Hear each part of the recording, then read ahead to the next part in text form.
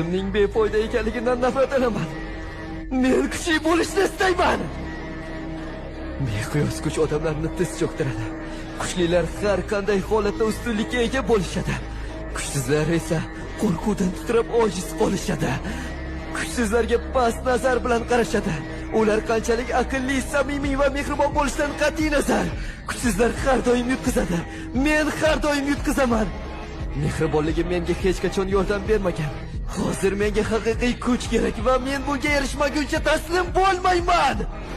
Hattoki o'zimdan uyalib ketaman. Agar kuchli bo'lganimda, agar haddan tashqari kuchli bo'lsang, har qanday vaziyatda ustunlikka ega bo'lasan. Agar kuchsiz bo'lsang, kuchlilar atrofida qo'rquvdan titroq va nochor turishdan tashqari hech narsa qila olmaysan. Zaif bo'lsang mensimaydim. Sen aqlli bo'lishing, kreativ bo'lishing, e'tiborli bo'lishing mumkin. Lekin kuchli bilan duch kelganingda hech qaysisi senga yordam bermaydi. Hech kimga mehribonlik kerak emas. Aynan shuning uchun ham kuchliroq bo'lish uchun shu yerga keldim.